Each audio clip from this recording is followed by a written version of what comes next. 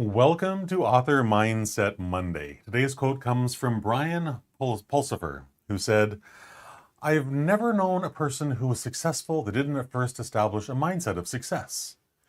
You can't be that which you can't believe." Of course, I believe wholeheartedly in this mindset. Whatever you can believe and conceive, whatever you can conceive and believe, you can achieve. Napoleon Hill, kind of the basis for this quote. You can't believe it, you can't do it. So if that resonates with you, great. Stick around. And if it doesn't, well, perhaps I'm not the person for you.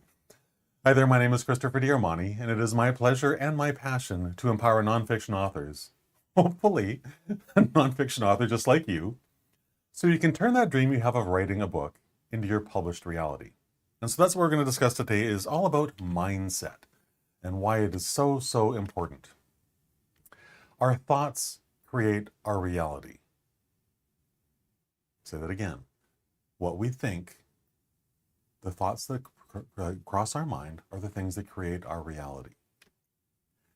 Depressing, negative, disruptive thoughts, they're pretty much guaranteed to lead to a sad, pathetic, unhappy day.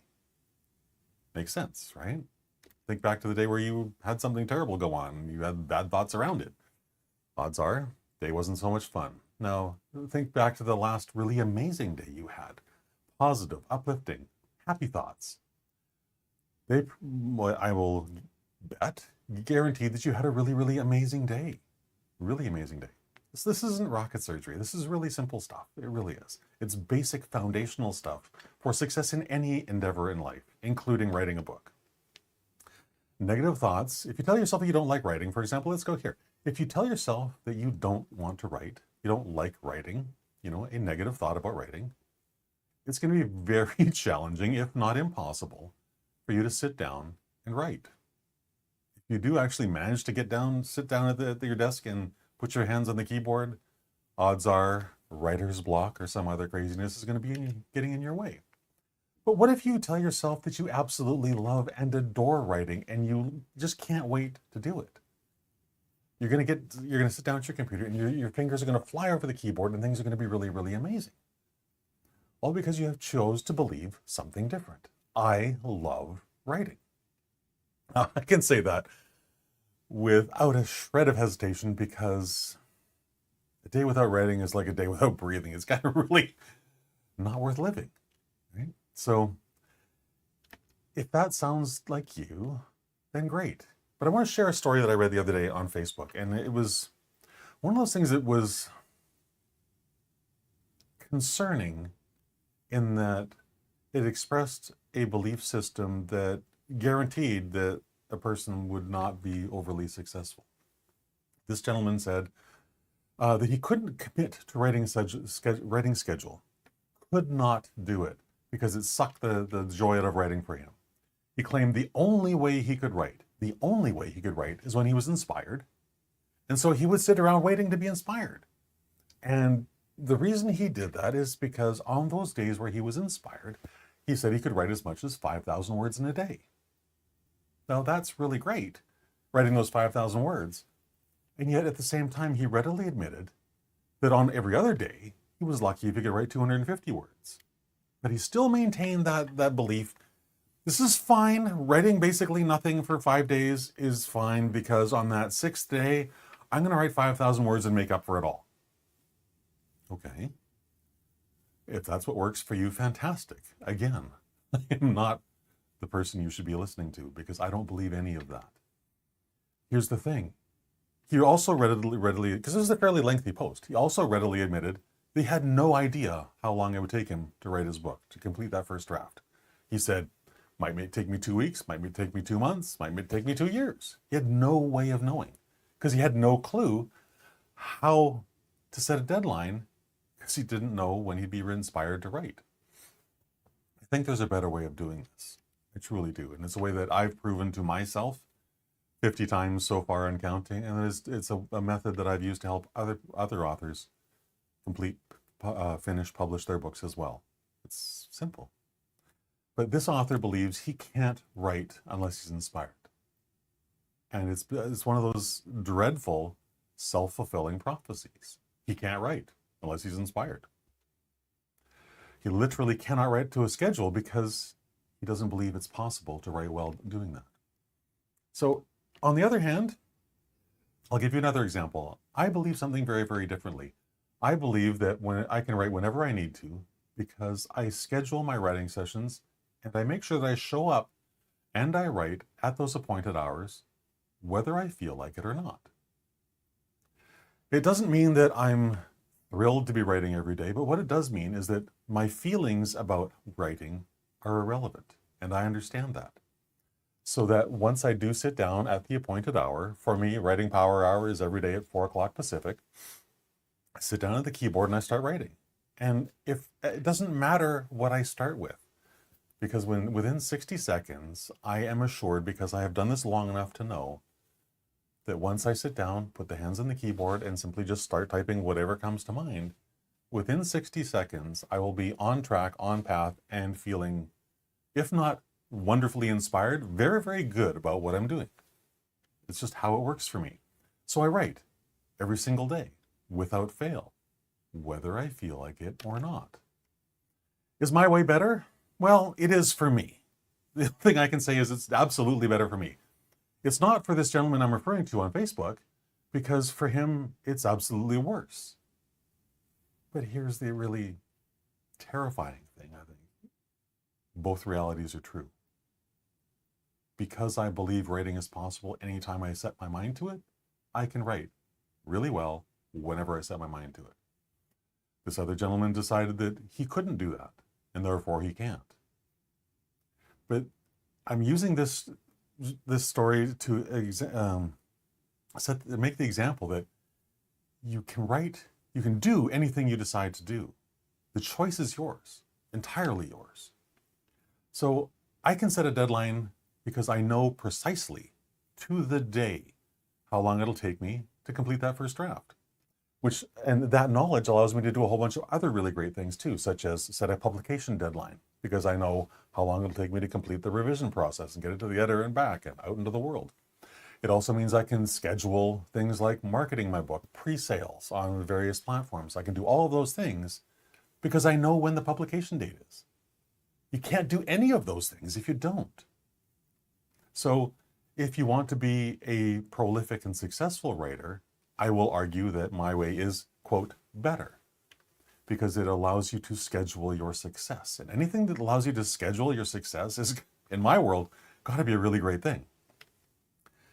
If you don't believe that, of course, that's up to you. But for me, this is a system that is very empowering because it takes my feelings out of the equation. For my life, it works. I can't schedule a publication or pre-sale date without doing this. It's impossible without this basic knowledge. But if deadlines, knowing your publication date, knowing your first draft deadline, if pre-sale promotions don't mean anything to you, then that's fine.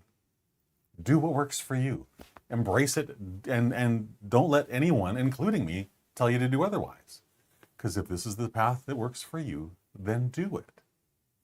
But it's not a path that works for me. It truly is not. And if you have tried and failed in the past, and you want to set yourself a deadline and be and know deep in your soul that yes, you can do this by that date, then I would highly encourage you to do something which I like to call design your roadmap for author success. Because when you answer all these questions up front, before you start writing the first word of your book, you know without a doubt how long it will take, how each step of the process is going to take.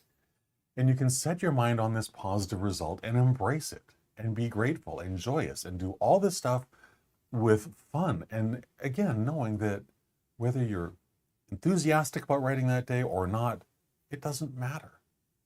Your job that day is to write X number of words. And so you sit down and you do it. That's it. You commit to do it in whatever is possible to meet or beat that deadline that you've set. So I want to go back to better, worse. These are words that are entirely contextual. They depend on you. If you believe writing when you're inspired and only when you're inspired is, quote, better, then do it. If, like me, you believe that perhaps there might be a better way, then I would urge you to try that as well. Is it more challenging to set these deadlines and schedules and show up every single day? Of course it is. Of course it is. Because you've made it, let me rephrase that. I've made a commitment that I will do this, I will complete this process by this date. Simply setting that date and making that commitment means there's work I got to do every single day if I'm going to get there. That's just part of life. If we want good things to happen, we have to work for them. They don't just, in 99% of the time, they don't miraculously show up just because we want them. They show up because we work our butts off for them, right? So if that's something that sounds reasonable to you, great. If it sounds unreasonable to you, that's also great. But what's next for you? If you believe that you need to try something slightly different, just say yes and then fill in that blank with whatever the next step is for you in writing your book. I don't care what that is. Yes, Christopher, and I need to write 250 words today. Yes, Christopher, and I know I have to write 500 words, so I'm going to schedule my writing time at 3 o'clock and I'm going to do it. Or maybe you're going to join me for Writing Power at 4 o'clock Pacific, whatever. Find a time that works for you and just go for it. Go for it.